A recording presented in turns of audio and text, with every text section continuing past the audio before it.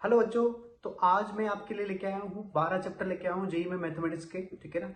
जिससे आपके JEE main में 21 क्वेश्चंस पूरे हो जाएंगे, मतलब 30 में से, ठीक है ना। तो ये 12 चैप्टर ऐसे हैं बच्चों जिनसे आपके पेपर में 21 क्वेश्चंस आते हैं, ठीक है।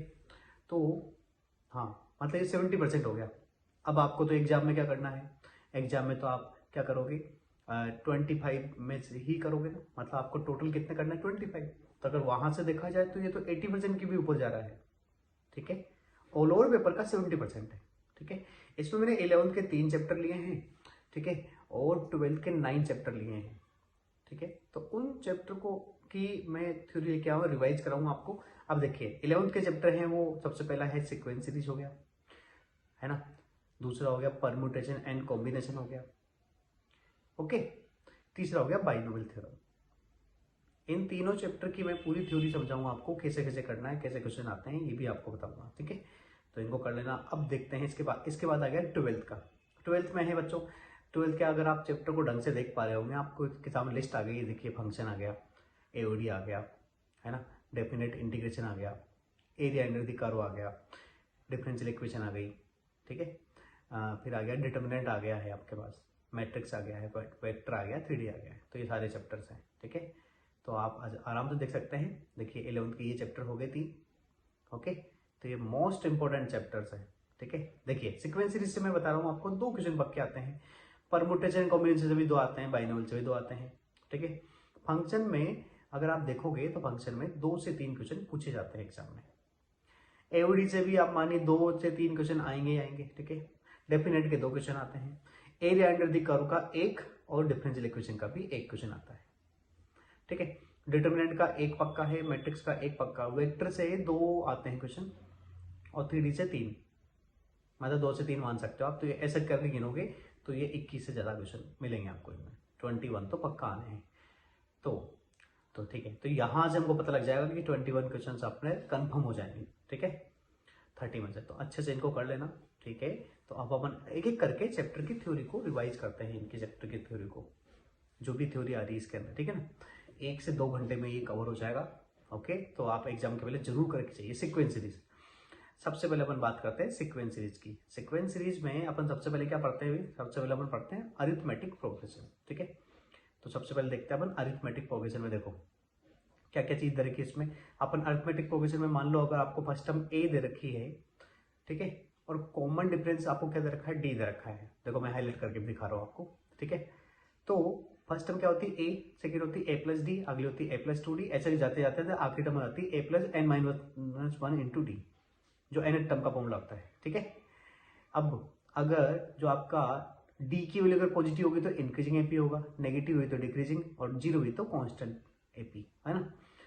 फिर हम बात करते हैं, यहां पर एक टर्म आती है, लास्ट टर्म का फॉर्मूला होता है एक, चलो वो देख लेंगे अपन। पहले सम का फॉर्मूला देख लीजिए। सम का फॉर्मूला होता है n/2 2a plus n minus 1 into D, या फिर n/2 first term plus last term. ये सब आपने पढ़ रखा है, ओके। तो ये अपने रिवाइज कर ले, ये फॉर्मूला आप याद रखना, जहां जहां पर भी मैं मार्क कर रहा हूं। अब जो एंडिंग से अगर आपसे टर्म पूछी जाए कि एंडिंग से आपको 5p 10p NH टर्म से निकालो, तो करना क्या पड़ता है, l minus n minus 1 into D, जहां पर l क्या होती है, लास्ट टर्म होती है, एंड टर्म, ठीक है। तो इस फॉर्मूले से आप लास्ट से भी राइट निकाल सकते हो, ओके। तो यहीं से एग्जामिनर पूछता है क्वेश्चन, ठीक है ना, जहां बच्चे फंस जाते हैं, ओके। अब देखो इसमें कुछ इंपॉर्टेंट चीज है जो आपको याद होनी चाहिए, जैसे sum of first natural number का सम कितना होता है बच्चों, n into N plus 1/2। Odd number का सम कितना होता है, n स्क्वायर। इवन नंबर का होता है n इंटू एन प्लस 1, ठीक है, ये आपको याद ही है। एपी में हम ये कहते हैं कि किसी भी चीज को आप किसी भी कॉन्स्टेंट से मल्टीप्लाई डिवाइड कर दो, प्लस कर दो, माइनस कर दो, तब भी वो सीरीज किस मिलेगी बच्चों, एपी मिलेगी। ये अपन पढ़ चुके हैं, हाईलाइट करके बता रहा हूं मैं। अब अगला जो पॉइंट है उसमें ये कहा गया है कि अगर एपी की आपको 3 टर्म दी जाए, पूछी जाए, तो आप क्या लोगे बच्चों, ए माइनस डी, ए और ए प्लस डी, यही लोगे, ठीक है ना। अगर 3 टर्म पूछी जाए तो, ओके। हाँ हाँ, तो अपन अगर आपसे 4 टर्म पूछी जाए एपी में, तो क्या लोगे बच्चों, ए माइनस 2 डी, ए माइनस डी, ठीक है ना, सॉरी ए माइनस 3 डी, ए माइनस डी, ए प्लस डी, ए प्लस 3 डी, और 6 टर्म पूछी जाए तो ए माइनस 5 डी और ए प्लस 5 डी एड कर देना बस, ठीक है। हमसे ये कहा गया है अगले पॉइंट में कि common difference positive negative zero हो सकता है, वो तो हमको पता ही है, ठीक है। अगला फोर्थ पॉइंट आपसे ये पूछ रहा है कि जो एपी में अगर सीरीज दे रखी होगी तो फर्स्ट टर्म और लास्ट टर्म का सम सेकेंड टर्म और सेकेंड लास्ट टर्म के बराबर होगा, थर्ड का थर्ड लास्ट टर्म के सम के बराबर, इन सब का सम क्या होता है, बराबर होता है। जैसे मैंने लिख भी रखा है T1 बराबर Tn, T2 बराबर Tn-2, तो ये बराबर होती है सीरीज, ठीक है ना। एपी में आप ये याद रखना। तो ये क्वेश्चन आते हैं जेईई मेन में से। अब अगला आप तो कहा जा रहा है कि अगर फिफ्थ पॉइंट में कि अगर आपसे इवन टर्म की बात की जाए तो 2n मानना और ओड माना का जाए तो 2n+1, तो क्वेश्चन को सोल्व करने में आसान रहेगी थोड़ी, है ना। ठीक है, अगला अगर आपको Sn दे रखा है, ऐसे मतलब सम ऑफ n टर्म दे रखा है, तो Tn का फॉर्मूला होता है बच्चों Sn माइनस Sn-1, ठीक है। जैसे अभी नीचे मैं हाईलाइट करके भी दिखा रहा हूँ कि एक Sn सीरीज दे रखी है तो Tn कैसे निकालोगे, ऐसे सब्ट्रैक्ट करके, ठीक है। तो ये बराबर आएगा 2n के। तो यहाँ n की वैल्यू 2 से बड़ी होगी ना तभी जाके एपी बनेगी, तो ध्यान रखना है इस बात का, ठीक है। अब अगला आ गया सेवंथ पॉइंट, ठीक है, सेकेंड टर्म से शुरू होगी इसमें, है ना। अब अगला आ गया सेवंथ पॉइंट। सेवंथ पॉइंट में क्या लिखा है बच्चों कि अगर एबीसी एपी में दे रखा है, क्या कहा बच्चों, अगर एबीसी एपी में दे रखा है तो अपन कहेंगे कि 2b equal to a+c terms होती है बनी, है ना। ये कंडीशन होती है, इस पर क्वेश्चन जेईई मेन में पूछे जाते हैं बच्चों कि 3 टर्म्स एपी में दे रखी तो क्या कंडीशन होगी, सोल्व करो एक्स के लिए, तो यहाँ सोल्व कर सकते हैं अपन, ठीक है। अभी 2023 में क्वेश्चन आए थे इससे। अब अपन आ गए अर्थमेटिक प्रोग्रेशन के बाद अपन आ गए अर्थमेटिकल मीन में। अर्थमेटिकल मीन में अपन क्या करते हैं बच्चों, जैसे मान लो अर्थमेटिकल मीन में क्या करते हैं अपन कि 2 नंबर दिए होते हैं ए और बी, ठीक है ना, उनके बीच में एन अर्थमेटिकल मीन को ऐड कर दिया, तो जो A1 है वो AP का कौन सा टर्म है, सेकंड टर्म है। ये सब किस में है बेटा, AP में है, तो वो A1 हो जाएगा A+D, A2 हो जाएगा A+2D, ऐसे ही AN हो जाएगा A+ND। तो ऐसे ही B क्या होगी, लास्ट टर्म होगी, B क्या हो जाएगी, B हो जाएगी यहाँ पर A+n+1 × D, ठीक है। तो यहाँ से D की वैल्यू आप निकाल लोगे B-A/n+1, ठीक है, जो मैं हाईलाइट करके दिखा भी रहा हूँ आपको, ठीक है। तो ये आप आराम से कर सकते हो। अब इसमें जनरली क्या क्वेश्चन पूछता है कि इन सबका सम कितना होगा, तो इनका सबका सम होता है बच्चों n × a+b/2, है ना। ये देखो मैंने सर्कल करके बता रहा हूँ, इसका आंसर होता है n × a+b/2। जो a और b दे रखा है ना उनका मीन निकाल के n से मल्टीप्लाई कर दो, खत्म, जितने अर्थमेटिकल मीन है तो आंसर आ जाएगा इसका, ठीक है। तो ये भी क्वेश्चन आ सकता है, ठीक है। इस तरह की चीजें भी एग्जाम में पूछ रहा है लगातार, ओके। चलिए तो आगे चलते हैं अपन। अब आ गया ज्योमेट्रिक प्रोग्रेशन। तो जीपी में क्या करता पड़ता बच्चों, मान लो आपको फर्स्ट टर्म ए दे रखी है और कॉमन रेशियो दे रखा है आर, ठीक है। फर्स्ट टर्म क्या दे रखी है आपको ए और कॉमन रेशियो दे रखा है आर, तो इसकी टर्म्स क्या होती है मैं भी हाईलाइट करके दिखाऊंगा कि फर्स्ट टर्म होगी ए, अगली होगी ए आर, हाँ देखो ये देखो हाईलाइट करके दिखा रहा हूँ मैं, अगला AR² और AR3, और आगे टर्म होगी a × r⁻n−1, ये इसकी लास्ट टर्म होती है। ए फर्स्ट टर्म होता है, एन क्या होता है, नंबर ऑफ टर्म्स होती है, ठीक है, निकाल सकते हैं अपन। ऐसे ही अगर आप सम ऑफ जो जीपी निकालोगे एन टर्म तक का सम, तो वो आंसर होगा बच्चों, वो आराम देखो देखो मैं हाईलाइट करके दिखा रहा हूँ कि a × 1−r⁻n/1−r, ठीक है। अगर इनफाइनाइट तक पूछा जाए, इनफाइनाइट वहां पर आर की वैल्यू 1 नहीं हो सकती है ना बेटा, डिनोमिनेटर 0 हो जाएगा वरना, ठीक है। तो इस बात का ध्यान रखने की जरूरत है, जब इनफाइनाइट जीपी आएगी तो आर की वैल्यू -1 से 1 होनी चाहिए, और फॉर्मूला होता है बच्चों a/1 - r। ये फॉर्मूला आप याद रखना, इनफाइनाइट जीपी के क्वेश्चन वो पूछता ही है ना। अब यहाँ पर इंपॉर्टेंट टर्म क्या है, इंपॉर्टेंट टर्म ये है कि आप अगर कोई जीपी में सीरीज दे रखी है उसको किसी कांस्टेंट से मल्टीप्लाई करोगे सभी टर्म्स को, या डिवाइड करोगे तब भी वो जीपी में ही रहेगी, कोई फर्क नहीं पड़ेगा उसको, ठीक है। बस कॉमन रेशो मल्टीप्लाई या डिवाइड हो जाएगा, है ना। अब यहाँ भी वही चीज पूछ रहे हैं जो अपन ने एपी में की थी कि 3 टर्म पूछी जाए तो आप लोगे a/r, a और ar, ओके। और 4 टर्म पूछी जाए तो क्या लोगे, देखो मैंने दे रखा है यहाँ पर a/r3, a/r, ar और ar⁻3, तो ये लेना पड़ेगा 4 टर्म अगर आपसे मांगी जाती है तो, ठीक है। अगर 3 टर्म एपी जीपी में होगी तो b² = क्या होगा, ac होगा। ये फॉर्मूला बड़ा इंपॉर्टेंट है आपके लिए, है ना, ध्यान रखना इसको, एग्जाम में पूछा जाएगा। चलो तो अब आते हैं अपन ज्योमेट्रिकल मीन की तरह। जैसे अर्थमेटिकल मीन में ए और बी के बीच में रखा गया था, वैसे ही ए और बी के बीच में यहाँ पर n ज्योमेट्रिकल मीन रखे जाएंगे G1 G2 से लेकर, ठीक है। तो G2 क्या होगा, इस जीपी की सेकेंड टर्म हो जाएगी, तो वो हो जाएगा AR, G2 हो जाएगा AR², ऐसे ही Gn क्या हो जाएगा AR⁻n, ऐसे b कितना हो जाएगा AR⁻n+1, है ना। लास्ट टर्म होगी वो क्या हो जाएगा a × r⁻n+1, क्योंकि टर्म्स n+2 हो जाएगी ना, ठीक है। तो यहाँ से r निकाल लेना मेरा, r का फॉर्मूला निकल जाएगा यहाँ से, ठीक है, जो हम हाईलाइट करके बता रहे हैं, देखो आर का फॉर्मूला आराम से, हाँ ठीक है, बी अपॉन ए की होल पावर 1/n+1, ठीक है। अब यहाँ पर वो सभी ज्योमेट्रिकल मीन का मल्टीप्लाई पूछता है ना, तो वो कितना आ जाएगा बच्चों, रूट ए बी की पावर n, खत्म। जितने भी ज्योमेट्रिकल मीन हैं उनकी पावर रूट ए बी कर देना। ए बी तो आपको पता है जिन नंबर की बात कर रहे थे अपन, ठीक है।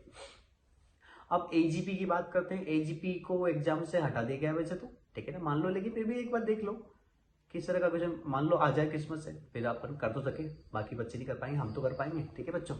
तो इसको अपन कर लेते हैं। देखो तो इसमें क्या करते हैं कि एपी और जीपी साथ होती है इसमें। देखो एपी की टर्म्स भी दिख रही है आपको, ए प्लस डी, उनके साथ आर कॉमन रेशियो से मल्टीप्लाई होकर जीपी बन रहा है। तो इसको करते कहते अपन इस चीज को लिखा।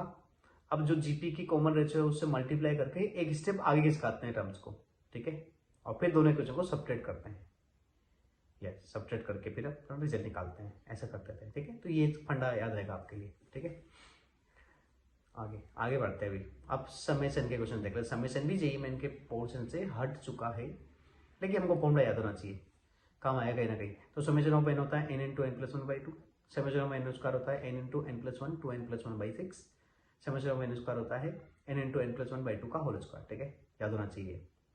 मेथड ऑफ डिफरेंस भी नहीं आएगा, क्योंकि मेथड ऑफ डिफरेंस भी कैसे आ सकता है जब समेशन है ही नहीं, तो क्योंकि तो मेथड ऑफ डिफरेंस में थोड़ा बहुत बताता हूँ कि मेथड ऑफ डिफरेंस क्या होता था बच्चों, कि जब दो टर्म्स को आपस में सब्ट्रैक्ट करते थे, 5 की टर्म्स को, तो जो डिफरेंस, जैसे मैं आपको एग्जाम्पल बता रहा हूँ, जैसे 1 3 6 10 15, ये इसमें क्या है कि इनका जब डिफरेंस निकालोगे टर्म्स का, तो देखो आ रहा है, देखो 2 आ गया, डिफरेंस निकालते हैं इसका, तो आएगा 2, फिर आ गया 3, फिर आ गया 4, फिर आ गया 5।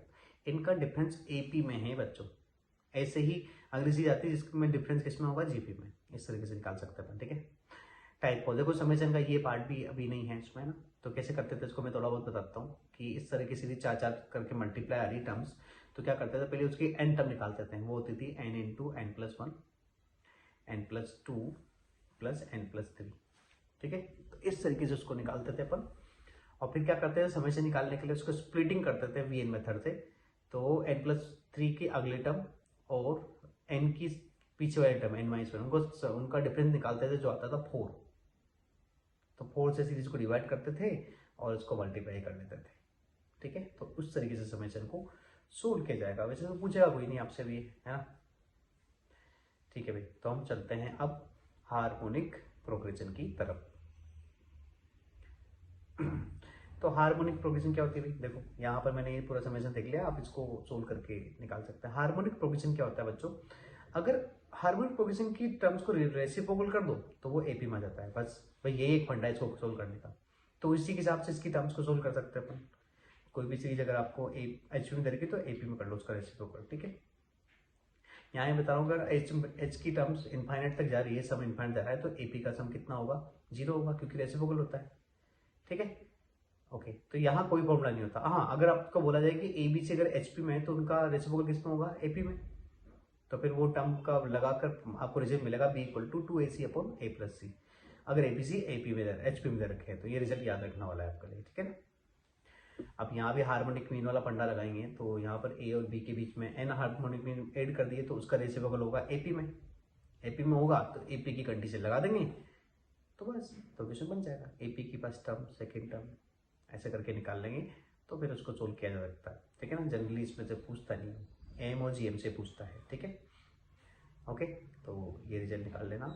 इस रिजल्ट को याद रखना चाहो तो याद रख सकते हो, वरना इतनी कोई जरूरत नहीं है इसकी ना। हाँ, 3 टर्म अगर एपीएम 3 टर्म देखिए तो उनका हार्मोनिक मीन क्या होता है बच्चों, 3/1/a 1/b 1/6, ठीक है। तो ध्यान रखना। अब बात करते हैं रिलेशन निकलना है एएम जीएम ग्रेड और एचएम में क्या रिलेशन होता है कि अरिथमेटिकल मीन हमेशा बड़ा होता है ज्योमेट्रिकल मीन से, और हमेशा बड़ा होता है ज्योमेट्रिक मीन हार्मोनिक मीन से। ये रिजल्ट याद होना चाहिए। दूसरा रिजल्ट आता है बच्चों जी स्क्वायर इक्वल टू एच, मतलब ज्योमेट्रिक मीन का स्क्वायर अरिथमेटिक और हार्मोनिक मीन के मल्टीप्लाई के बराबर होता है, ठीक है। ये फॉर्मूला दे रखा है, आप चाहो तो इसको प्रूव। देखिए अब हम रिवाइज करते हैं परम्यूटेशन एंड कॉम्बिनेशन को। तो सबसे पहले अपन यहाँ फॉर्मूले देख लेते हैं फैक्टोरियल का। तो फैक्टोरियल क्या होता है बच्चों, फैक्टोरियल 0 की वैल्यू क्या होती है, 1 होती है, ठीक है। फैक्टोरियल 1 की वैल्यू क्या होती है, 1 होती है, ये हमको याद होना चाहिए, ठीक है। फैक्टोरियल 2 की वैल्यू क्या होती है, 2 होती है। फैक्टोरियल 3 की वैल्यू 3 इंटू 2 इंटू 1 6 होता है। फैक्टोरियल 2n का ये फॉर्मूला भी आप याद रखना बच्चों, ये बड़ा काम आता है आगे जाके। तो n का मतलब मैं बताता हूँ आपको, n इंटू n-1 n-2, और ये चलता रहेगा बच्चों 3 इंटू 2 इंटू 1 तक। ये होता है फैक्टोरियल का मतलब, ठीक है। हाँ, इसमें एक और रिजल्ट काम आता है कि आप चाहो तो इसको n इंटू n-1 का फैक्टोरियल लिख सकते हो, ठीक है। तो ये आसान रहेगा आपके लिए। अब देखिए यहाँ पर अपन एक एक करके फॉर्मूलों को देखते ड्राइव करते हैं। जैसे मान लो NPN का मतलब क्या होता है, फैक्टोरियल n होता है, ठीक है। NPR क्या होता है, पहले ऊपर वाले का फैक्टोरियल फिर नीचे दोनों के डिफरेंस का फैक्टोरियल। NCR क्या होता है, पहले ऊपर वाले का फैक्टोरियल फिर नीचे डिफरेंस का फैक्टोरियल और फिर R का फैक्टोरियल भी आता है ना। ये फॉर्मूला याद रखना आप। एक और फॉर्मूला काम आता है यहाँ पर, NCR इक्वल टू NCn-R, ये दोनों होता है, ठीक है। तो इस रिजल्ट को याद रखना, ये भी काम आएगा आपके। ओके, अच्छा, जो NPR होता है वो फैक्टोरियल R इंटू NCR के बराबर होता है, ये भी फॉर्मूला काम का है अपने लिए, ठीक है। हाँ, ये NCR इक्वल टू NCn-R, ठीक है, ये फॉर्मूला भी काम का है, याद रखना इसको। अब हम बात करते हैं ग्रुपिज्म की। फॉर्मेशन अब आप करते हो जब ग्रुप का, तो इसमें क्या करते हो, मान लो दो अलग अलग नंबर है तो कितना होता है वो m+n का फैक्टोरियल और n और m का फैक्टोरियल।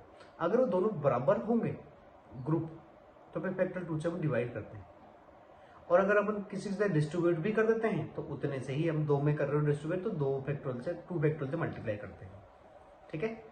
ओके, ग्रुपिज्म में इस तरीके से करते थे अपन। जैसे देखिए यहाँ पर भी अगर 3 इक्वल ग्रुप बांटे आपने तो फैक्टोरियल 3 से डिवाइड करोगे पहले तो, ठीक है। फिर क्या करोगे, अगर डिस्ट्रीब्यूट करना है तो फैक्टोरियल 3 से मल्टीप्लाई भी करना पड़ेगा। ये ग्रुपिज्म में अपने पढ़ा है, ठीक है। तो इस ग्रुपिज्म को अच्छे से समझ लेना, ठीक है ना। ये अपने जब एग्जाम के पहले जब हम क्लासेस में पढ़ रहे थे तो ये ध्यान रखना है ना। ओके, चलो अब फंक्शन के क्वेश्चंस आपसे पूछा जाए कि नंबर ऑफ फंक्शन पूछे तो नंबर ऑफ फंक्शन कितने होते हैं बच्चों। मान लो ए और बी सेट में 4 एलिमेंट दे रखे हैं अगर आपको, तो नंबर ऑफ फंक्शन क्या होते हैं बच्चों, हर एक एलिमेंट के बाद 4 ऑप्शन होंगे, ठीक है ना। हाँ, ए और बी में अगर 4 एलिमेंट है तो टोटल नंबर ऑफ फंक्शन होते हैं बच्चों 4 की पावर 4। कैसे कि हर एक एलिमेंट के बाद 4 ऑप्शन है, ठीक है ना, तो 4 की पावर 4 हो जाएगा, ठीक है। अब 1 1 की बात करते हैं, 1 1 कैसे आएगा, तो 1 1 के लिए अपन क्या करेंगे बच्चों, जैसे पहले वाले एलिमेंट के पास कितने ऑप्शन है सेट ए से बी में जाने में, 4, ठीक है। दूसरे के पास कितने तरीके होंगे, हाँ मैं लिख के बता रहा हूँ, पहले में 4 है, दूसरे के पास 3 होंगे, तीसरे के पास 2 होंगे, अगले के पास 1 होंगे, तो इनको मल्टीप्लाई करोगे तो ये फैक्टोरियल 4 के बराबर आएगा, ठीक है। तो मेन इवन कैसे निकालोगे, ये जो नंबर वो 1 1 हो गए, मेन इवन कैसे निकालोगे, टोटल में से जब 1 1 फंक्शन हटा दोगे तो जो बच्चे होंगे मेन इवन होंगे, ठीक है। टोटल में से आप क्या हटा देना, 1 1 हटा देना, तो वही मेन इवन के बराबर होता है, ठीक है। अब ऑन टू फंक्शन क्या है कि 4 एलिमेंट को 4 ग्रुप में बांटने जैसा कर लो। 4 एलिमेंट को 4 ग्रुप में कैसे बांटोगे, 1 1 1 1, ठीक है। तो फैक्टोरियल 4 अपॉन फैक्टोरियल 1 की पावर 4, और 4 बराबर हिस्से है तो फैक्टोरियल 4 से डिवाइड करोगे। देखो मैं करके बता रहा हूँ, 4 को 4 इक्वल पार्ट में बांट दो 1 1 1 1 करके, ठीक है ना। ग्रुपिज्म करना पड़ता है यहाँ पे, तो क्या कर दोगे, फैक्टोरियल 4 को डिवाइड करोगे पहले फैक्टोरियल 1 की पावर 4 से, और फिर 4 ग्रुप बराबर है तो फैक्टोरियल 4 से डिवाइड भी करना पड़ेगा, और 4 लोगों को डिस्ट्रीब्यूट भी कर रहे हो तो फैक्टोरियल 4 से मल्टीप्लाई भी करोगे, तो ऐसे करके पूरा आंसर फैक्टोरियल 4 के बराबर आ जाएगा। देखो, हाँ, तो ये number of onto function हो गए। अब नंबर ऑफ इनटू कैसे निकालोगे, वही टोटल में से ऑन टू फंक्शन हटा दो तो आपके मेन इवन आ जाएंगे, सॉरी इनटू फंक्शन आ जाएंगे, इनटू फंक्शन, ठीक है। इसी तरीके से बाकी नीचे 2 क्वेश्चन दे रखे हैं उनको आराम से कर सकते हो, ये पीडीएफ आपको मिल जाएगा, आराम से सोल्व कर लेना, ठीक है। चलो अब परमुटेशन देखो, ये अलग अलग 3 ग्रुप में बांट दोगे तो वही ग्रुपिज्म वाला फंडा यहाँ लगेगा कि मान लो अगर अल्फाबेट भी दे रखा है, जैसे यहाँ इंडिपेंडेंट दे रखा है, तो वो कैसे जमाओगे, जो जो रिपीट होते जा रहे हैं उनसे डिवाइड कर दो। मान लो जैसे यहाँ पर ई 4 बार आ गया, एन 3 बार आ गया, तो इसको जमा के आप कर सकते हो, ओके। अब इनमें से 5 लेटर लेना हो तो कैसे बनाओगे, तो इसमें जेई मेन में क्या क्वेश्चन आ सकता है, जैसे मान लो इंडिपेंडेंट आ गया, इसमें क्या देगा पूरे अगर डिफरेंट लेटर होंगे तो कैसे कैसे कितने तरीके से बन सकते हैं अल्फाबेट या वर्ड्स। तो देखो यहाँ पर देखो एक एक बार आने वाले नंबरों को ले लो, 2 बार आने वालों को ले लो, 3 बार वालों को ले लो, अलाइक को ले लो, तो ये पूरे मिला के 6 बॉक्स बन जाएंगे। 6 में से सब में से एक एक ले लोगे तो हो जाएगा तरीका आपका डिफरेंट, तो इसको लिखा जाएगा 6C5, हर एक में से एक एक लोगे तो, ठीक है। तरीका डाला अपन ने। अब चलते हैं सर्कुलर परमुटेशन में। सर्कुलर परमुटेशन में आप क्या पढ़ते हो कि n जगह पर बिठाएंगे तरीका होता है फैक्टोरियल n-1, एक कम होता है। एक लाइन में बिठाने में तो क्या तरीका होता है बच्चों, n थिंग्स को फैक्टोरियल n होता है, यहाँ पर n-1 फैक्टोरियल होता है, तो इस बात का ध्यान रखेंगे अपन, ठीक है। और जब भी अपन सर्कुलर प्रपोर्शन में जाते हैं तो सबसे जो पहला ऑपरेशन होता है, क्या जो पहला ऑपरेशन होता है उसी पर सर्कुलर प्रपोर्शन लगती है। एक बार लोगों को बैठा दिया गया, उसके बाद अगर बाद में बैठाते हो तो उससे कोई फर्क नहीं पड़ता। अपन फूलों की माला या चेन की बात करेंगे तो वहां पर अपन n-1 फैक्टोरियल के बाद 2 से डिवाइड भी करेंगे, क्योंकि दोनों अरेंजमेंट सेम एक जैसे रखते हैं, क्लॉकवाइज और एंटी क्लॉकवाइज, इस वजह से हम ऐसा करते हैं। ठीक है ना, ओके। तो मैंने ये बता दिया फर्स्ट ऑपरेशन पे लगाएंगे सिर्फ। अब आ गया नंबर ऑफ डिवाइजर्स की बात करें। डिवाइजर्स के क्वेश्चन एग्जाम में आते हैं। तो सबसे पहले मान लो कोई नंबर दे रखा है तो उसको 2 की पावर प्राइम नंबर की पावर में कर लो। अब 2 की पावर यहाँ अगर 4 दे रखा है तो उसके डिवाइजर क्या हो गए, 2 की पावर 0, 2 की पावर 1 से लेकर 2 की पावर 4 तक, ये डिवाइजर हो गए। 3 की पावर अगर 3 दे रखा है तो 3 की पावर 0 से लेकर 3 की पावर 3 तक चल जाएगा। 5 की पावर 2 दे रखा है तो 5 की पावर 0 से लेकर 5 की पावर 2, और ऐसे 7 की पावर 0, 7 की पावर 1। तो ये सब डिवाइसेस होते हैं। तो नंबर ऑफ डिवाइसेस पूछा जाए तो इन सबको ऐड कर लो। जैसे इसके कितने हो गए, 2 के कितने हो गए, 5 हो गए, 3 के कितने हो गए, 4, ऐसे करके मल्टीप्लाई कर देना सबको, आ जाएगा आंसर। ठीक है। फिर आपसे पूछा जाए कि प्रॉपर डिवाइजर, प्रॉपर डिवाइजर में क्या करना पड़ता है, टोटल में से 2 हटा दो, एक तो वो नंबर और एक नल सेट, मतलब है ना 1 को हटा दो तो वो हट जाएगा, प्रॉपर सबसेट हो जाएगा या प्रॉपर डिवाइजर हो जाएंगे। ठीक है। हाँ, अगर इवन पूछा जाए तो 2 की पावर 0 को मत लेना, 2 की पावर 1 से स्टार्ट करना पड़ेगा। तो यहाँ से 3 ले पाओगे, 3 क्या 4 ले पाओगे, और बाकी के साइड ले लेना तो इवन हो जाएंगे डिवाइजर, है ना। कोई आपसे पूछे कि हाँ ओड पूछे तो ओड के लिए क्या करना पड़ेगा, 2 की पावर 1 ले लेना सिर्फ। ठीक है। हाँ, अब 4n+1 में क्या करना पड़ेगा, 4n+2 में आप क्या करना पड़ेगा, 2 बार ले लोगे तो 2 इंटू 2n+1, तो 2 तो बाहर आ जाएगा, और 2n+1 का मतलब होता है ओड, तो 2 की पावर 1 लेना और बाकी साइड ले सकते हो आप। ठीक है। इन सब का सम भी आराम से निकाल सकते हो, है ना। ठीक है, चलो अब समेशन। साइड नंबर को ऐड कैसे करते हैं बच्चों, आप क्या करो, अगर 5 डिजिट का ये नंबर दे रखा है तो यूनिट प्लेस पर जगह बिठाने के बाद बाकी नंबर को बढ़ने के तरीके कितने हो गए, फैक्टोरियल 4 हो गए।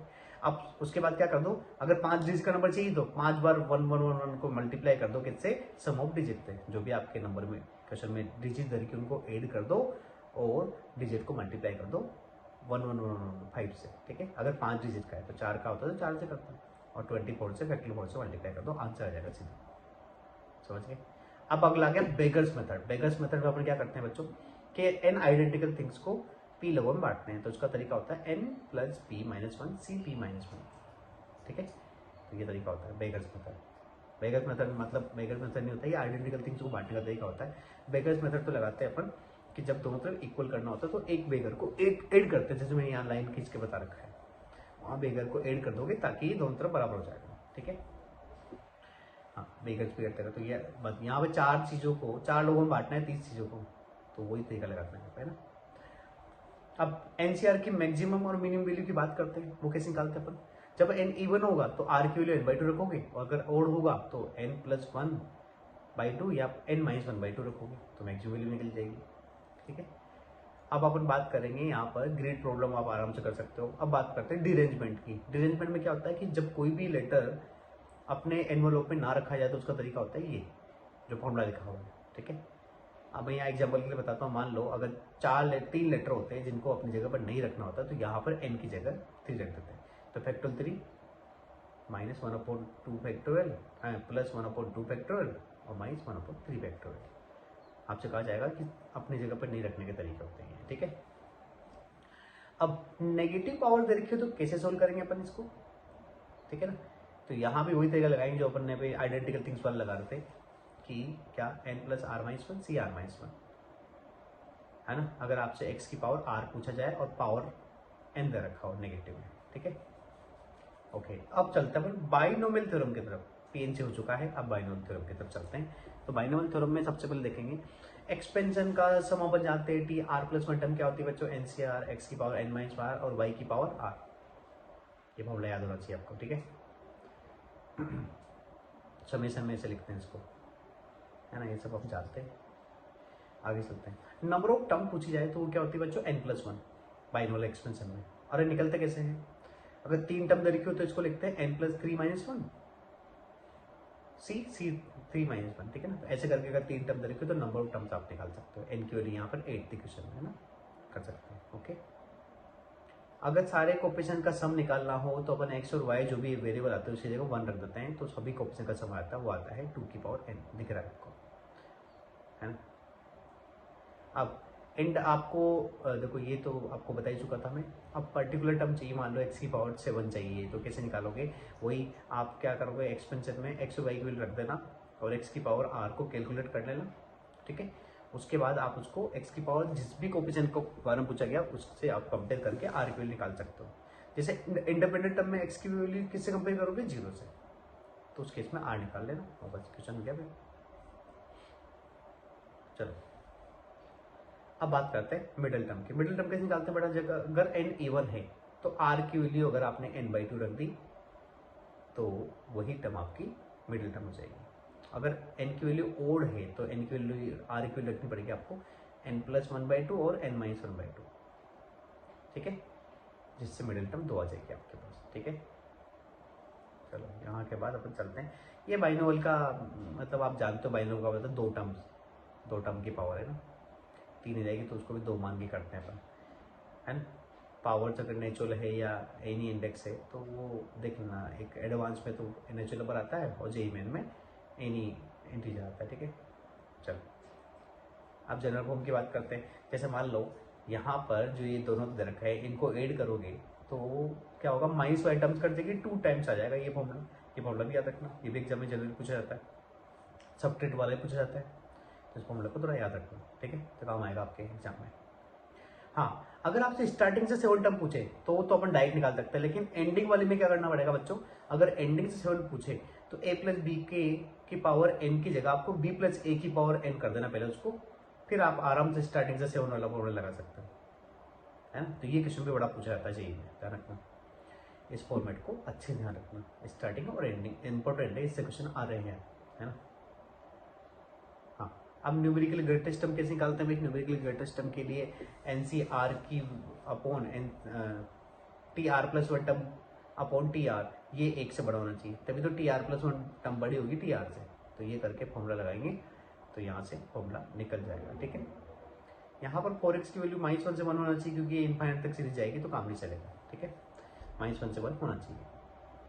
अब देखो यहाँ पर r की मैक्सिमम वैल्यू क्या आ सकती है, 5 आ सकती है, जब तक इस इनइक्वालिटीज को सेटिस्फाई करेगा, तो r की वैल्यू 5 रखने पर 6 टर्म यहाँ की न्यूमेरिकली ग्रेटेस्ट टर्म निकल गई है, ठीक है, ओके।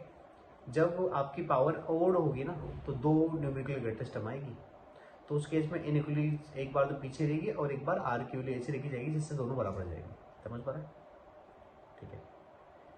जब पावर ओड होगी तो न्यूमेरिकल ग्रेटेस्ट टर्म भी 2 हो जाएगी, दोनों के कोफिशिएंट की वैल्यू सेम ही होती है वैसे, है ना, ठीक है, ओके।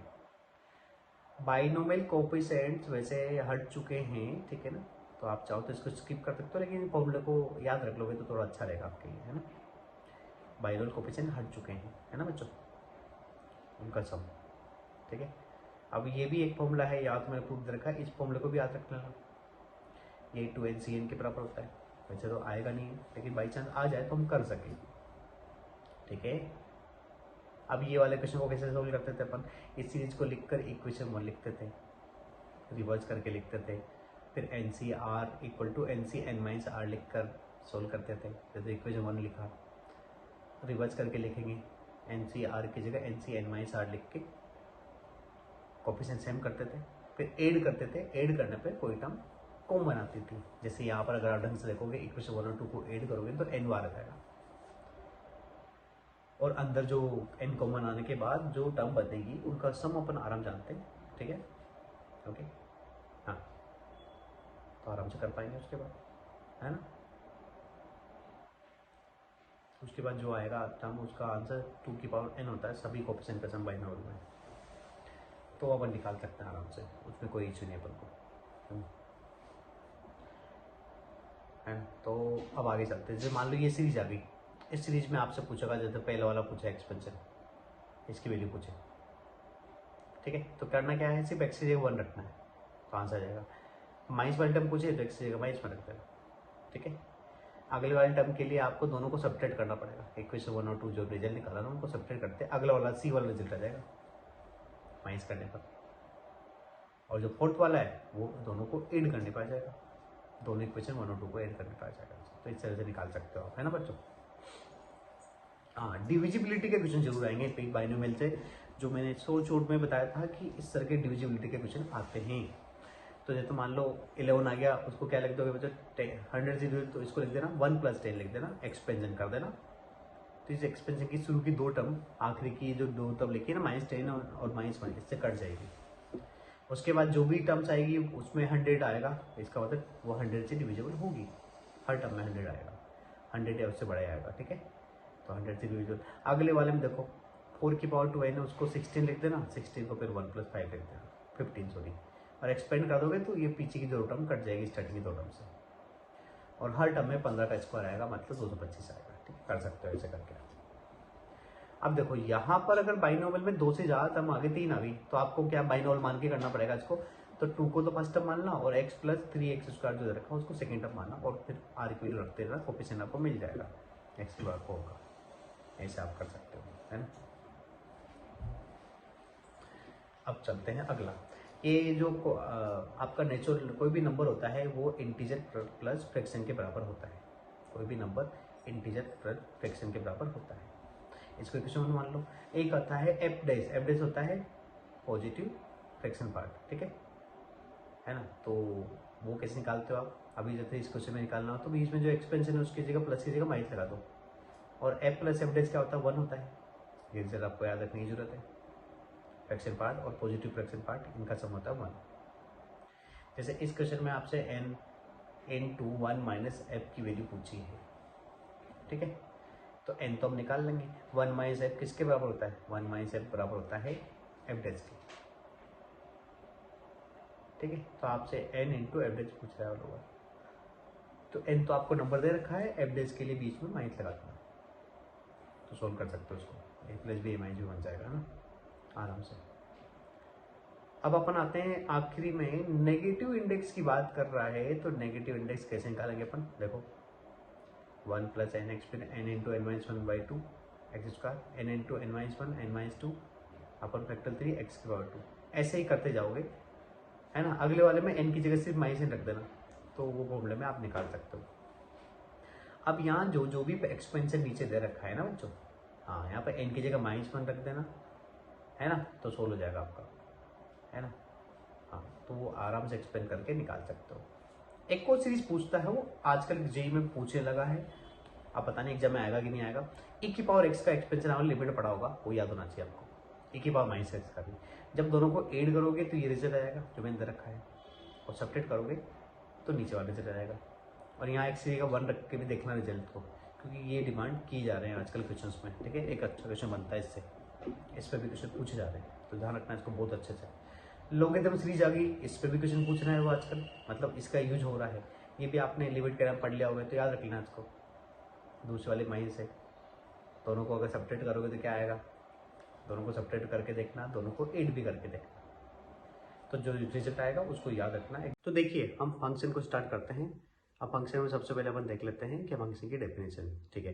फंक्शन की डेफिनेशन क्या होती है बच्चों, जो ये सेट ऑफ ए दिख रहा है ये आपका डोमेन होगा, सेट ऑफ बी क्या होता है कोडोमेन, और जहां जहां पर एरो पड़ रहा है वो कहलाएगा आपका रेंज, ठीक है। तो आराम देख पा रहे हैं अपन आराम से इसको, ठीक है। तो रेंज जो होती है, रेंज वो क्या होती है, जो जिन पर एरो पड़ा है सेट बी के एलिमेंट्स, है ना, ठीक है। अब ये भी हम जानते हैं कि जो फंक्शन होता है, ठीक है ना, यहाँ पर मैंने लिख रखा है जो इसके एवरी एलिमेंट है, सेट ए में बैठे हुए डोमेन के एवरी एलिमेंट एक रिलेशन जरूर बनाएंगे, ठीक है। तो ये फंक्शन की डेफिनेशन होती है, ठीक है। कोई भी छूटना नहीं चाहिए और कोई भी एक से ज़्यादा रिलेशन नहीं बनाना चाहिए, ठीक है, ठीक है। अब अगली डेफिनेशन दे रखी है यहाँ पर कि अगर कोई भी फंक्शन दे रखा है, ठीक है ना, हाँ, तो रेंज कोडोमेन के बारे में आराम से बता चुका हूँ। अब इमेज और प्री इमेज क्या होती है, देखें जैसे सेट ऑफ ए के जो एलिमेंट है ना, इसने जिस पर एरो मारी है वो सेट ऑफ बी के एलिमेंट कहलाएंगे इमेज, ठीक है। सेट ऑफ ए के एलिमेंट की इमेज है ना, और जो सेट ऑफ ए के एलिमेंट है वो कहलाएंगे प्री इमेज, ओके। किसकी, ये जो एलिमेंट करके उनकी, ठीक है। तो इमेज और प्री इमेज समझ गए अपन आराम से, ठीक है। इसके बाद अपन देखते हैं यहाँ पर फंक्शन दे रखा है, फंक्शन में अगर इनपुट में डोमेन डालोगे तो आउटपुट में रेंज निकलेगी, ठीक है, ये देख पा रहे हो। अच्छा, वर्टिकल टेस्ट कैसे करते हैं फंक्शन का, जब आपने वाई एक्सिस के पैरेलल लाइन खींची, अगर एक से ज्यादा बार कट किया तो फंक्शन नहीं होगा, एक बार कट किया तो फंक्शन होगा। ये कंडीशन है फंक्शन की, वर्टिकल टेस्ट। अब यहाँ फंक्शन को दो हिस्सों में तोड़ा गया है, एल्जेब्रिक और ट्रांसकेंडल। तो इसमें आता है ट्रिग्नोमेट्रिक, एक्सपोनेंट, लॉगरिथम और इनवर्स फंक्शन। और इधर देखना पॉलिनोमियल, रेशनल, इरेशनल और आपके पीस वाइज फंक्शन। ठीक है, तो इनको अपन एक एक करके पढ़ते हैं। तो सबसे पहले रेशनल फंक्शन देखिए, ये y equal to f x का ग्राफ है, आराम से बना सकते हो, रेंज और डोमेन आराम से जानते हो, याद रखनी चाहिए आपको। दूसरा आ गया f x equal to x square, उसको भी अच्छे से जानते हैं। तो ये चारों जो पॉलिनोमियल है अच्छे से अपन बना सकते हैं। ठीक है ना। अब देखिए इरेशनल फंक्शन में आ गया, ये रूट एक्स का ग्राफ हो गया, ये एक्स की पावर 1/3 का ग्राफ है। ठीक है, ये इस तरीके से। तो ये पॉलिनोमियल के ग्राफ है इरेशनल फंक्शन के, तो हम निकाल सकते हैं आराम से। ठीक है, ये ग्राफ आपको याद होने चाहिए। ओके, रेंज और डोमेन की बात कर लेंगे। जैसे 1/, एक्स की वैल्यू अगर एक्स 1/1 एक्स का ग्राफ ये होता है, रेक्टेंगुलर हाइपरबोला होता है। ठीक है ना। तो और ये भी इस तरीके का है जहाँ पर एक्स इक्वल टू 4 लाइन दे रखी है, उसके आसपास ये जा रहा है, रेक्टेंगुलर हाइपरबोला। ठीक है, तो ये ग्राफ आप देख सकते हैं, बना सकते हैं इजीली आप इसको। अभी आ गया मोड ऑफ एक्स का। मोड ऑफ एक्स की प्रॉपर्टी क्या होती है भाई मॉडुलस ऑफ फंक्शन की, कि जब एक्स पॉजिटिव होगा तो मोड ओपन होगा पॉजिटिव में। अच्छा, एसिम्पटोट्स। एसिम्पटोट्स क्या होता है, जो टेंजेंट होती है कर्व की इनफाइनाइट पर, जो दोनों साइड से टच करे। जैसे मैं यहाँ बना के बता रहा हूँ, हाइपरबोला में क्या होता है, हाइपरबोला में देखिए ये जो लाइन मैंने खींची थी दो, वो उसकी क्या है, एसिम्पटोट जो इनफाइनाइट पर टच करती है। ठीक है, तो ये एसिम्पटोट्स की डेफिनेशन है, आप आराम से इसको देख सकते हैं। अब मोड ऑफ फंक्शन में क्या होता है, जब एक्स पॉजिटिव होता है तो पॉजिटिव में ओपन होगा, नेगेटिव होगा तो नेगेटिव में ओपन होगा। ठीक है, रेंज और अपन आराम देख सकते हैं इसकी। ओके, तो अब अपन चलते हैं आगे, इसकी मॉडुलस ऑफ फंक्शन की प्रॉपर्टीज देख लेते हैं। तो ये मॉडुलस ऑफ फंक्शन की प्रॉपर्टीज है कि अगर किसी कांस्टेंट से कम होगा मोड, तो वो माइनस ए से ए के बीच में होगा। बड़ा है तो क्या होगा, एक बार तो बड़ा होगा, एक बार छोटा होगा, उसी कांस्टेंट से, है ना। ठीक है, तो ये दो प्रॉपर्टी मैं आपको बता रहा हूँ जो इंपॉर्टेंट होती है, जिस पर एडवांस के में क्वेश्चन पूछे जाते हैं। कि जो पहली बार प्रॉपर्टी होगी तो सेम साइन होगा, सेम साइन होगा तो एक्स इंटू वाई क्या होना चाहिए, पॉजिटिव। दूसरे वाले में अपोजिट होगा तो अपोजिट होगा तो दोनों का मल्टीप्लाई क्या होना चाहिए, नेगेटिव। ठीक है, अगला आ गया greatest integer function. Greatest integer function में क्या होता है, ये हमेशा इंटीजर फंक्शन देता है। ठीक है ना, तो इसके अंदर प्रॉपर्टी क्या होती है कि अगर कोई इंटीजर है तो बाहर निकाला जा सकता है। या आखिरी में जो मैं लिख रहा हूँ, अगर इन दोनों का सम दे रखा है, ये इंपॉर्टेंट प्रॉपर्टी है आखिरी वाली, याद रखना। अगर इंटीजर होगा तो 0 आएगा, नहीं होगा तो -1 आएगा। ठीक है, अब आता है फ्रैक्शन पार्ट ऑफ फंक्शन। ये क्या होता है, एक्स माइनस ग्रेटेस्ट इंटीजर कर दो, ग्राफ इसका इस तरीके से बनता है। ठीक है ना, ये कुछ प्रॉपर्टीज है। अगर 0 से 1 दे रखा है तो आराम से हो जाएगा, इंटीजर दे दिया तो 0 देगा फ्रैक्शन पार्ट, है ना। तो देख लो, तो ये छोटी छोटी प्रॉपर्टीज है, इन पर ध्यान देना। अगली प्रॉपर्टी आएगी सिग्नम। ठीक है, सिग्नम क्या करता है कि अगर एक्स पॉजिटिव है तो 1 देगा, नेगेटिव है तो -1 और 0 होगा तो 0। इसको आराम से समझ सकते हो, जब बोला जाएगा तभी सिग्नम मांगना है उसको। ठीक है, आगे बढ़े। अब आ गया एक्सपोनेंट फंक्शन। एक्सपोनेंट फंक्शन के ग्राफ आप आराम से बना सकते हो। देखिए, जब एक्स ए की वैल्यू पॉजिटिव होगी तो ऐसा बनेगा इंक्रीजिंग, और ए की वैल्यू 0 से 1 होगी तो डिक्रीजिंग बनेगा।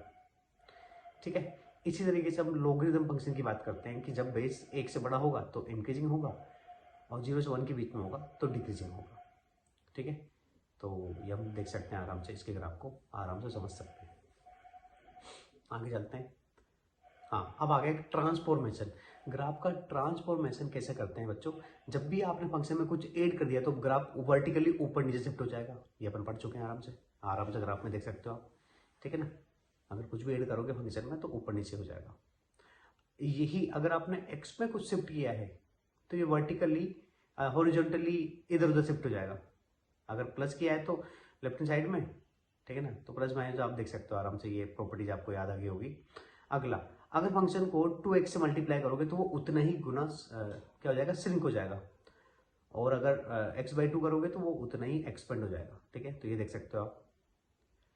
अच्छा, अगर आपने x को -x से रिप्लेस किया तो वो y एक्सिस के रिस्पेक्ट में मिरर इमेज बन जाएगा। ठीक है, हाँ, y एक्सिस के रिस्पेक्ट में मिरर इमेज जितना, है ना। और अगर आपने y को माइनस से रिप्लेस किया है तो ये x एक्सिस के रिस्पेक्ट में मिरर इमेज बन जाएगा, है ना। हाँ, ठीक है ना, तो ये प्रॉपर्टीज आप ध्यान रखना, ट्रांसफॉर्मेशन की प्रॉपर्टीज है। हाँ, इनको आराम से देख सकते हो, जो मैंने बता दिया अभी आपको। ठीक है ना, तो इसको अपन इजीली समझ सकते हैं।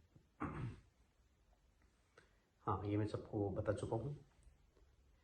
ठीक है। अब अगर आपने x को मोड ऑफ x से रिप्लेस किया है बच्चों, देखिए यहाँ पे दिखाया जाएगा, x को मोड ऑफ x से रिप्लेस करने का मतलब है कि x का ग्राफ वैसा बनेगा जैसा x की पोजीशन चार्ट बना है वैसा ही दोनों तरफ बनेगा। लेकिन अगर आपने x को minus of mode of x से रिप्लेस किया है तो ग्राफ वैसा बनेगा जैसा x की नेगेटिव चार्ट बन रहा था। ठीक है, जैसा नेगेटिव चार्ट बन रहा था वैसे ही दोनों तरफ बन जाएगा। तो अपन को इस बात का ध्यान रखना है। ठीक है, अब दोनों में मोड लग गया तो वो क्या होगा, x के पॉजिटिव साइड जैसा ही बनेगा, नेगेटिव साइड जैसा ही बनेगा, मतलब x भी मिरर इमेज होगा, y भी मिरर इमेज होगा। तो देख लेना, इस तरह से रेक्टेंगल बन जाएगा ढंग से देखोगे तो। ठीक है, अब ये अगला आ गया मैक्सिमा और मिनिमा वाला ग्राफ कैसे बनाते हैं। जैसे दो कर्व के बीच में कंपेरिजन करके बनाया जाता है। जैसे मैं एक एग्जाम्पल बता रहा हूँ आपको, x और x² की आपसे कहा जाए कि मैक्सिमम करके ग्राफ बनाओ, तो पहले तो दोनों के ग्राफ को ड्रॉ करेंगे अपन। ये ड्रॉ कर लिया अपन ने। ठीक है,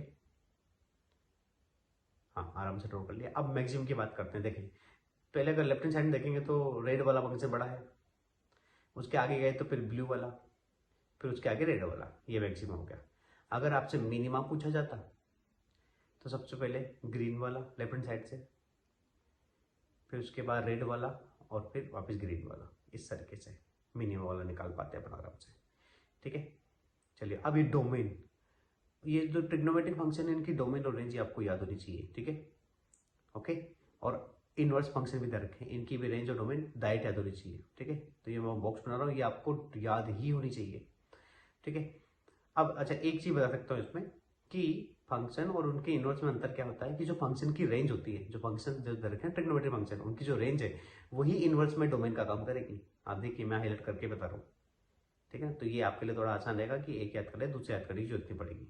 ठीक है, तो इस रिजल्ट को बड़ी इंपॉर्टेंट है, इसको ध्यान रखना जरूर। ठीक है, आगे बढ़ते हैं। डोमेन के लिए कुछ प्रॉपर्टीज होती है। क्या किया जाता है डोमेन की प्रॉपर्टीज को सोल्व करने के लिए बच्चों, कि अगर स्क्वायर रूट दे रखा है, अच्छा ये तो पीएनसी दे रखा है, पीएनसी में अपन जानते हैं कंडीशन सारी, स्क्वायर रूट अगर दे रखा है तो वो ग्रेटर देन इक्वल टू 0 होना चाहिए, डिनोमिनेटर दे रखा है तो वो 0 नहीं होना चाहिए। ठीक है, और तीसरा पढ़ते हैं अपन कि लोगेरिथम के अंदर अगर कोई फंक्शन दे रखा है ए बेस बी, ठीक है ना, तो ए पॉजिटिव होना चाहिए, बी पॉजिटिव होना चाहिए और बेस कभी भी 1 नहीं होना चाहिए। तो ये प्रॉपर्टीज का ध्यान रखना है रेंज निकालते समय।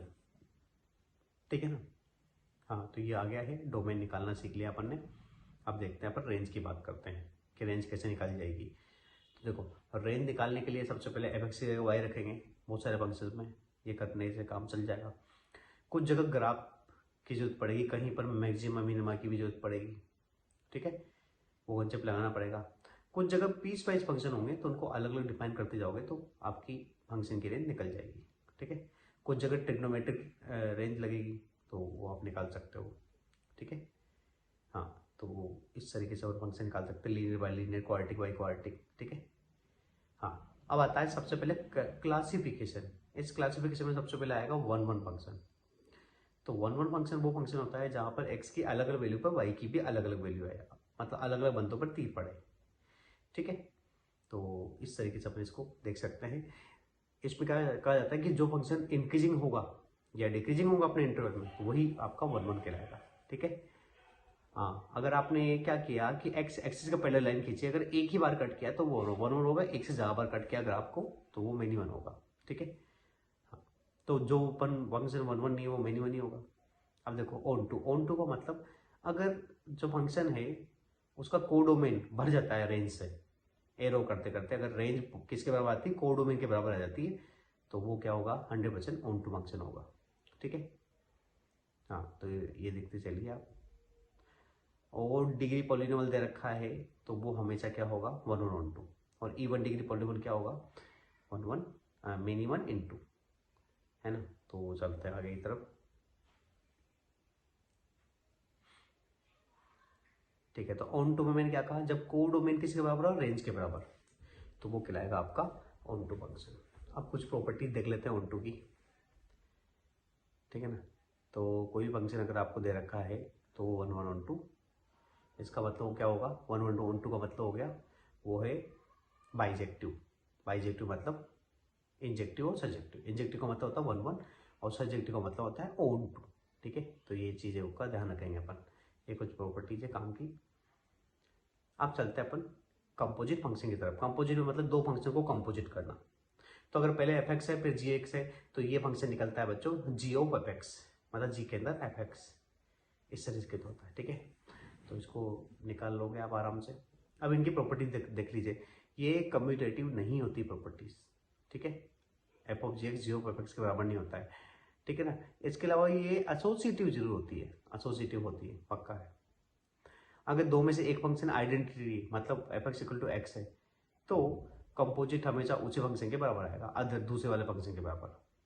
ठीक है, अब एक कंडीशन मैं आपको बताता हूँ, ये बड़ी काम आती है जे एडवांस में भी, कि अगर एफ ऑफ जी एक्स दे रखा है और आपको ये फोक आपको दे रखा है ऑन टू, तो इसका मतलब ये है कि जो बाहर वाला फंक्शन है वो 100% ऑन टू होगा, मतलब एफ एक्स, इसको देखो तो। और अगर आपको ये एफ ऑफ जी एक्स 1 1 दे रखा है तो अंदर वाला फंक्शन जो इसके अंदर आ रहा है जी एक्स वो 100% 1 1 होगा, बाकी का नहीं कह सकते, लेकिन ये कंफर्म होगा। तो इस रिजल्ट को याद रखना है, इस पर क्वेश्चन एडवांस बना रहा है, मेंस भी बना रहा है। ठीक है, तो अच्छे से इसको कवर करके रखना, आगे चलते हैं। हाँ, तो ये रिजल्ट मैं आपको बता चुका हूँ।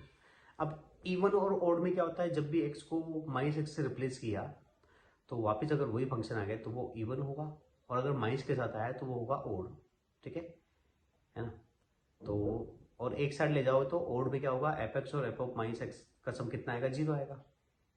लॉगरिथम के क्वेश्चन में ऐड करके देखना पड़ेगा, और अगर सब्ट्रैक्ट करने में 0 आया तो वो हो जाएगा इवन फंक्शन। ठीक है, चलो आगे बढ़ते हैं। अब आएगा अपना इनवर्स फंक्शन। तो इनवर्स फंक्शन क्या होता है बच्चों, कि जब ए से बी जा रहे थे तो एफ एक्स था, अब बी से ए अगर वापस फंक्शन आएगा तो वही इनवर्स कहलाएगा। मतलब जो डोमेन का काम कर रहा था वो रेंज बन जाएगी, और जो रेंज का काम कर रहा था वो डोमेन बन जाएगी। ये कहलाता है आपका इनवर्स फंक्शन। ठीक है, तो इनवर्स फंक्शन होने के लिए फंक्शन को 1 1 1 2 होना पड़ेगा, ये तो पहली कंडीशन है इसकी। ठीक है ना, अब इसकी कुछ प्रॉपर्टीज है, उन प्रॉपर्टीज को देख लीजिए कि फंक्शन बाइजेक्टिव होना चाहिए। बाइजेक्टिव मतलब 1 1 ऑन 2 होना चाहिए, तब जाके अपन इसको सोल्व कर पाएंगे आराम से। मिरर इमेज होती है, अगर आपसे कहा जाए कि इनवर्स फंक्शन क्या होता है, वाई इक्वल टू एक्स जो लाइन होती है उसके सिमेट्रिक होते हैं दोनों तरफ, जो भी इनवर्स फंक्शन होते हैं, और अगर इंटरसेक्शन होते हैं तो मैक्सिमम टाइम पे इसके इंटरसेक्शन इसी लाइन पर होते हैं। जो इनवर्स की ये प्रॉपर्टी ध्यान रखना है इसका भी, है ना। अब आ गया पीरियोडिक फंक्शन। पीरियोडिक फंक्शन का मतलब क्या होता है कि अगर एक फंक्शन अपने एक मिनिमम इंटरवल के बाद अपनी वैल्यू रिपीट करता है तो उसको पीरियोडिक फंक्शन कहते हैं। जैसे f of x plus t equal to f x, तो यहाँ टी आपका होगा पीरियड, मिनिमम इंटरवल कहलाता है ये। ठीक है, जैसे साइन कोस का पीरियड क्या होता है 2 पाई, और टेन का क्या होता है पाई।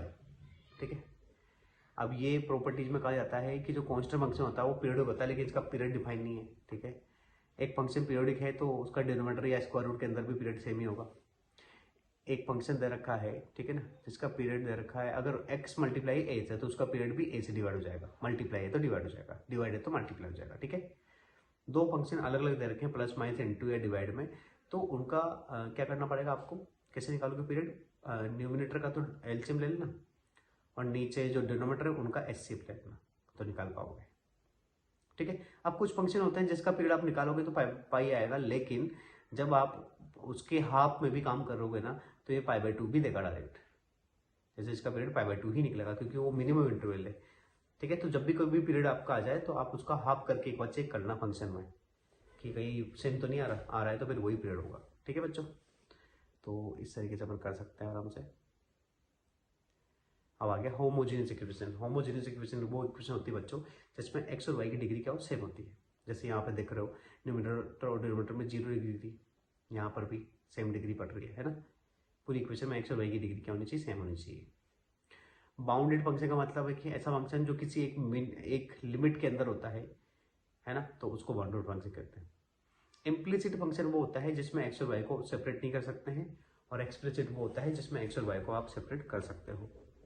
ठीक है, फंक्शनल इक्वेशन ये बड़ा इंपॉर्टेंट है, जेईई मेन इस पर बहुत क्वेश्चन पूछ रहा है ना, तो ध्यान रखना, इस पर बहुत क्वेश्चन आ रहे हैं। तो ये कंडीशन आपको याद होनी चाहिए कि दो फंक्शन का मल्टीप्लाई करने पे प्लस हो जाए तो कौन सा फंक्शन है वो लॉगरिथम होगा, है ना। ओके, दो फंक्शन को मल्टीप्लाई करने पे मल्टीप्लाई आ रहा है मतलब वो क्या होगा, x की पावर n होगा, है ना। तो ये कंडीशन आपको याद होनी चाहिए, ये बड़ा काम आएगी आपके। ठीक है ना, ये मल्टीप्लाई वाले ये सारी कंडीशन याद रखना आप, चारों पाँचों। इसमें सबसे इंपॉर्टेंट छठी वाली है, बाकी ये सब तो आप आराम से याद कर सकते हो, कर लेना इनको। ये PDF आपको डिस्क्रिप्शन में मिल जाएगा। ठीक है। ये छठी वाली प्रॉपर्टी बड़ी याद रखना, ये बड़ी इंपॉर्टेंट है, जिसका आंसर आता है f x equal to x की पावर एन प्लस वन, है ना, एक्स की पावर एन के आगे प्लस माइनस है। ये बड़ी इंपॉर्टेंट प्रॉपर्टी है, इस पर क्वेश्चन बहुत पूछे गए हैं। चलो अब अपन चलते हैं एओडी पर, एप्लीकेशन ऑफ डेरिवेटिव पर। ठीक है, देखिए एओडी में देख लिया अपन ने। एओडी में सबसे पहला सेक्शन है टेंजेंट नॉर्मल, ठीक है, जो सिलेबस से जेई के सिलेबस से हट चुका है। तो मैं दिखाता हूँ फिर भी कैसे निकालोगे। जो टेंजेंट का स्लोप होता है, अगर एम है तो नॉर्मल का क्या होगा, -1/m, और जिस पॉइंट से टेंजेंट निकलती वहीं से नॉर्मल भी निकलेगा। तो ये फॉर्मूला आप देख सकते हो, वैसे तो एग्जाम में आने वाला नहीं है, ठीक है। तो एडवांस के पर्पज से मैं आपको सिर्फ दिखा रहा हूँ कि किस तरीके से अपन को करना है, ठीक है। अगर कोई लाइन परपेंडिकुलर है, दो लाइन परपेंडिकुलर, तो उनका स्लोप का मल्टीप्लाई क्या होगा, -1। एक्स एक्सिस का स्लोप क्या होता है, 0, है ना। किसी लाइन का स्लोप निकालना हो तो क्या होगा, -x का ऑप्शन है, y का ऑप्शन। तो इसको देख लीजिए, वही आएगा नहीं, लेकिन चलो एडवांस के पर्पज में काम आ जाएगा आपके, एडवांस के लिए, है ना। अगर कोई लाइन इक्वली इंक्लाइंड है, कोऑर्डिनेट एक्सिस है, तो उसका स्लोप +-1 होगा। ये पढ़ लिया अपन ने। दो लाइन अगर परपेंडिकुलर तो उनके स्लोप का मल्टीप्लाई क्या होना चाहिए, -1, ठीक है। तो ये अपन देख सकते हैं आराम से, ठीक है। टेंजेंट और नॉर्मल, तो ये जेईई के सिलेबस में नहीं है, ठीक है, जैसे मैंने बता दिया आपको, ठीक है। तो आगे चलते हैं।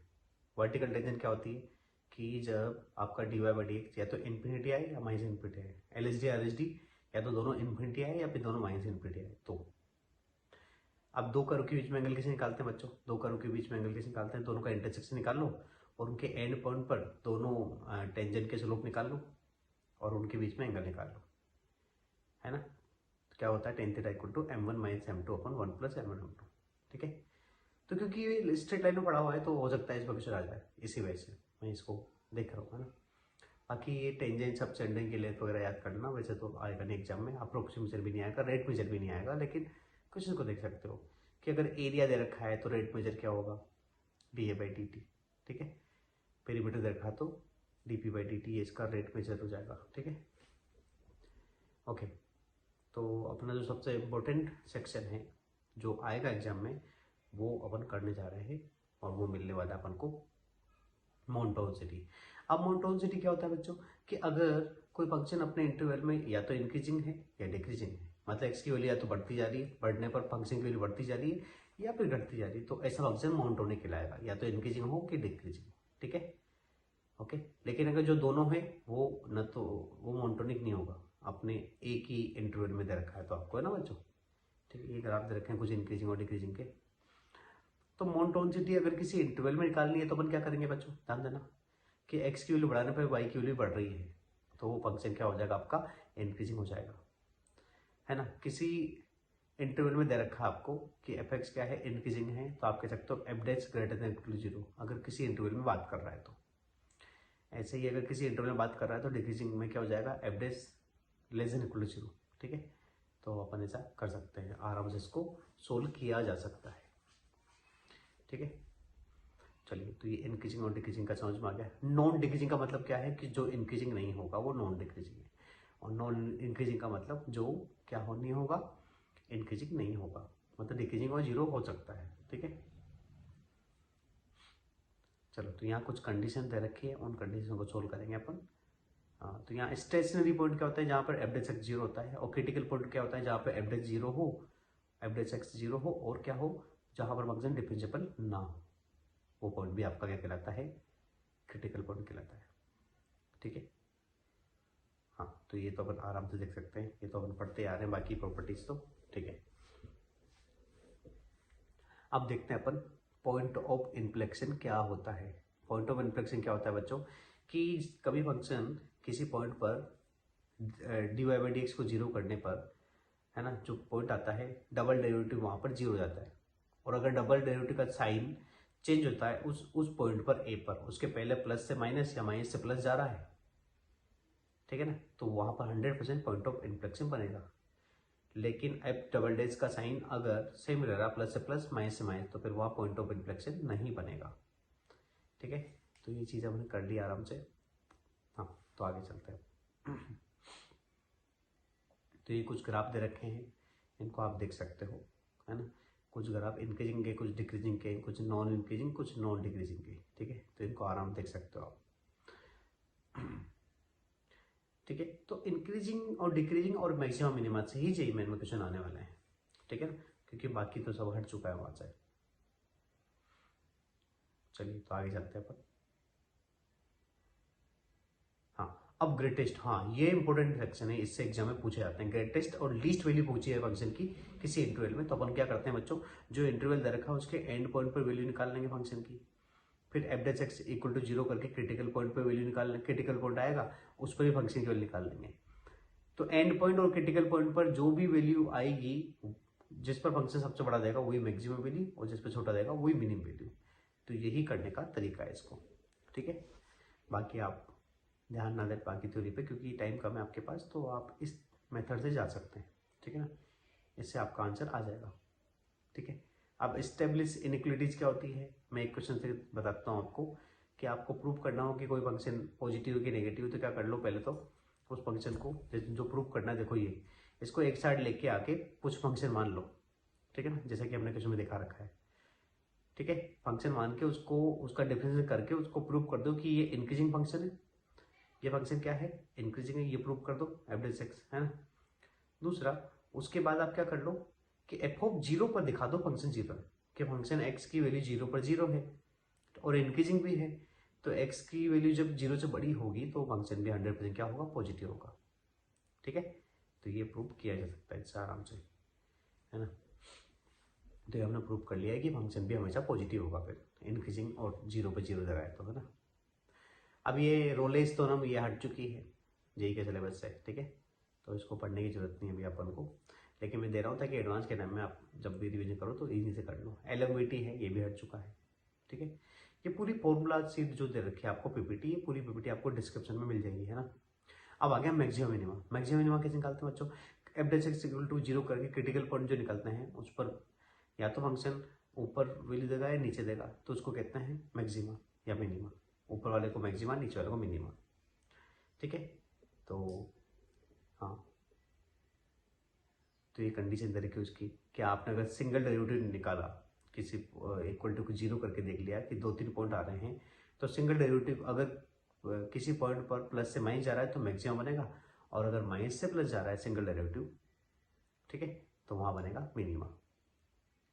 और अगर एफ एक्स का साइन चेंज ही नहीं हो रहा है, या प्लस से प्लस या माइनस से माइनस है, तो वहां पॉइंट ऑफ इन्फ्लेक्शन बन सकता है, ठीक है। तो देखिए यहाँ देख पा रहे होंगे आपकी ये जो सारी मैक्सिमम वैल्यू है, इनमें जो सबसे बड़ा होगा वो ग्लोबल मैक्सिमा कहलाता है, और जो सबसे छोटा होगा वो ग्लोबल मिनिमा कहलाएगा। बाकी सब ग्लोबल मैक्सिमा, लोकल मैक्सिमा और लोकल मिनिमा कहलाते हैं, ठीक है। तो ये इसकी कॉमन सी डेफिनेशन है, इसको अपन देख लेते हैं और फिर आगे बढ़ते हैं फिर, ठीक है। तो कुछ इन्फॉर्मेशन दे रखी है यहाँ पर, वही डबल डेरिवेटिव वाली। हाँ, सेकंड मेथड क्या है कि किसी फंक्शन पर किसी एक्स की वैल्यू पर अगर डबल डेरिवेटिव नेगेटिव आ रहा है तो वहाँ मैक्सिमम बनेगा, और डबल डेरिवेटिव अगर किसी पॉइंट पर पॉजिटिव आता है तो वहाँ पर मिनिमा बनेगा। और कहीं पर डबल डेरिवेटिव ही 0 आ गया तो, और डबल डेरिवेटिव पर उस पॉइंट पर वो फंक्शन साइन भी चेंज कर रहा है तो वहाँ पॉइंट ऑफ इन्फ्लेक्शन बनेगा ही बनेगा, ठीक है। तो ये वो कंडीशन है जो आपको याद होनी चाहिए, ठीक है, क्योंकि मैक्सिमम मिनिमा निकालने के 2 तरीके होते हैं, एक होता है फर्स्ट डेरिवेटिव मेथड और एक होता है सेकंड डेरिवेटिव मेथड, जो अभी अपन ने सोल्व किया है, ठीक है। आगे चलते हैं बकला। पॉइंट ऑफ इन्फ्लेक्शन की कंडीशन में बता ही चुका हूं, है ना, ठीक है।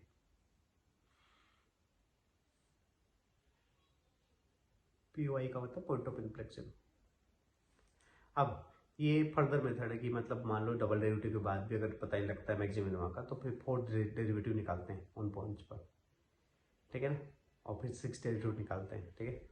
अब इसके आगे अगर आपको पढ़ना है तो कुछ पॉइंट आप देख सकते हो, लेकिन यहाँ पर मैंने कुछ फॉर्मूले लिख रखे हैं, क्योंकि ज्योमेट्री के क्वेश्चन बहुत आते हैं मैक्सिमम मिनिमा के, तो ये जो मैंने गोला बनाया है ये फॉर्मूले आपको याद होने चाहिए ऐसे कैसे, ठीक है। ये और ये ऊपर वाले, ये दोनों, क्योंकि ज्योमेट्री के क्वेश्चन डायरेक्ट आते हैं मैक्सिमा और मिनिमा की वैल्यू पूछी जाती है, इसीलिए मैंने सर्कल बना दिया, इनको याद रखना। पीपीटी आपको मिल जाएगी, जैसे कि मैंने बता दिया आपको, स्क्रीनशॉट मतलब आप डिस्क्रिप्शन में जाके देख लेना, ठीक है, ओके। तो उसको रिवाइज कर सकते हो आप आराम से। अब चलते हैं आगे की तरफ। तो ये अपना एओडी में मैक्सिमम मिनिमा हो चुका है। ठीक है। तो अब इसमें आ रहा है क्यूबिक के ग्राफ कैसे बनाए जाते हैं उसके बारे में इन्फॉर्मेशन। तो इसको आगे जाके सोल्व करते हैं और मैं दिखाता हूँ कि किस तरह से इसके रूट लिए जाते हैं। ठीक है। क्यूबिक का डिफरेंशिएशन करोगे तो 2 क्रिटिकल पॉइंट आएंगे मैक्सिमम। तो देखो, अगर दोनों क्रिटिकल पॉइंट पर फंक्शन अगर पॉजिटिव देता है या फिर नेगेटिव देता है तो उन पर फंक्शन वैल्यू क्या देगा, उनका मल्टीप्लाई क्या होगा, दोनों का क्या होगा, पॉजिटिव होगा क्रिटिकल पॉइंट पर। ठीक है। अगले केसेस में, सेकंड केस में अगर देखेंगे, अगर एग्जैक्टली कितना रूट है, एक ही रूट है तो क्रिटिकल पॉइंट पर दोनों फंक्शन क्या देंगे, पॉजिटिव।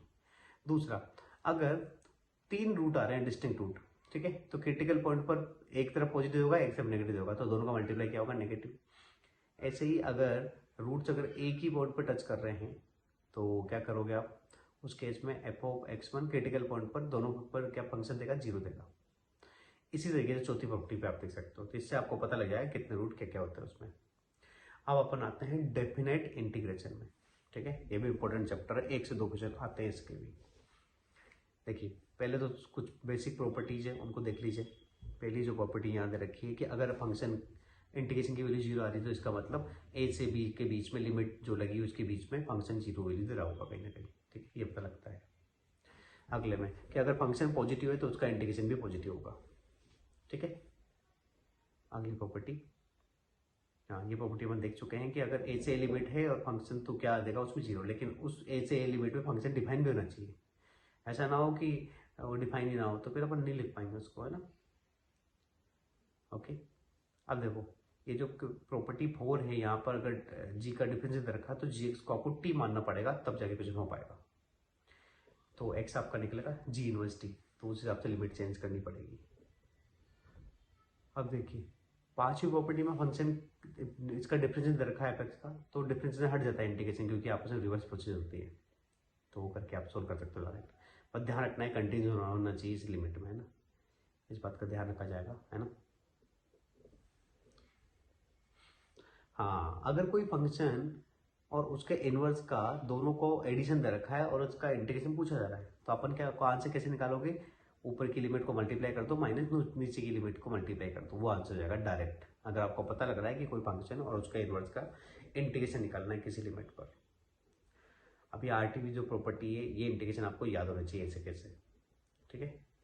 अब आगे प्रॉपर्टी 1। प्रॉपर्टी 1 क्या कहती है कि फंक्शन एक्स के फॉर्म में हो, टी की फॉर्म में हो, अगर फंक्शन सेम है तो आंसर सेम ही आएगा। ठीक है। प्रॉपर्टी 2 में क्या कहता है कि अगर आपने लिमिट चेंज कर दी तो क्या लग जाएगा, माइनस लग जाएगा। ठीक है। प्रॉपर्टी 3 क्या कहती है कि अगर ए से बी के बीच में कहीं पर फंक्शन डिफरेंशिएबल नहीं है या फिर डिसकंटिन्यूअस है तो वहां पर लिमिट ब्रेक कर सकते हो। जैसे ग्रेटेस्ट इंटीजर, अपने हर इंटीजर में क्या होता है, डिसकंटिन्यूअस होता है, तो वहां पर लिमिट ब्रेक करनी पड़ेगी। जैसे यहाँ पर एक्स की वैल्यू 3/2 दे रखी है, 0 से 3/2, तो एक्स स्क्वायर कहाँ से कहाँ होगा, 0 से लेके 9/4। अब इस बीच में ग्रेटेस्ट इंटीजर कहाँ कहाँ पे इंटीजर देता है, तो एक तो देगा ये 1 पर और एक बीच में देगा 4 पर भी देगा, मतलब 1 पर और 4 पर। सॉरी, इस बीच में क्या बनेगा, इंटीजर 1 और 2 बनेगा, तो आप देख सकते हो कहाँ पर।